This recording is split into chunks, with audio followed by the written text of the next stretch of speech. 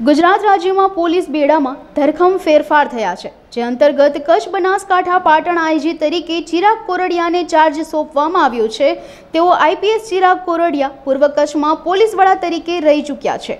ચિરાગ કોરડિયાએ પૂર્વ અને પશ્ચિમ કચ્છમાં કાયદો વ્યવસ્થા વધુ મજબૂત બને તેના પર ભાર મૂક્યો હતો। આ ઉપરાંત પોલીસ લોકો માટે લોકોની જાનમાલની સુરક્ષા માટે વધુ કાર્યરત થાય તેમજ બોર્ડર વિસ્તારમાં કચ્છના બોર્ડર વિસ્તારોમાં વધુ પેટ્રોલિંગ કરી લોકોને કાયદા વિશે જાગૃતિ ફેલાવી તે બાબતે વાત કરી હતી। તેઓ પૂર્વ કચ્છમાં પોલીસ વડા તરીકે કામગીરી કરી ચૂક્યા છે, જેથી તેઓ કચ્છની ભૌગોલિક પરિસ્થિતિથી વાકેફ છે।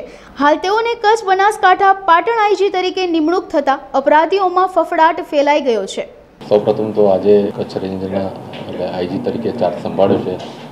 આપને બધાને મળવાનું પણ થયું, તમારા પણ બધાના ફીડબેક લીધા। પૂર્વ કચ્છ એસપી, પશ્ચિમ કચ્છના એસપી એ જોડે આજે મુલાકાત કરી છે અને રેન્જની અંદર શું પરિસ્થિતિ છે કાયદો વ્યવસ્થાની એનું આજે જાણ્યું।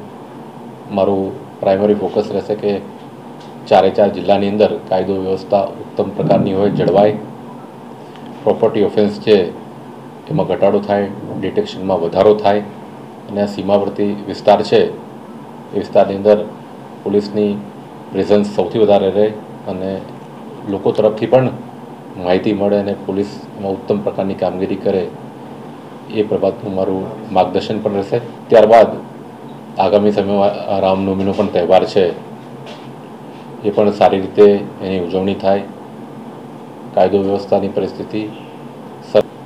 આગામી સમયમાં ઇલેક્શન પણ છે, ઇલેક્શનની અંદર પણ પોલીસ દ્વારા ઉત્તમ પ્રકારની કામગીરી થાય એ બાબતેનું મારું ફોકસ રહેશે।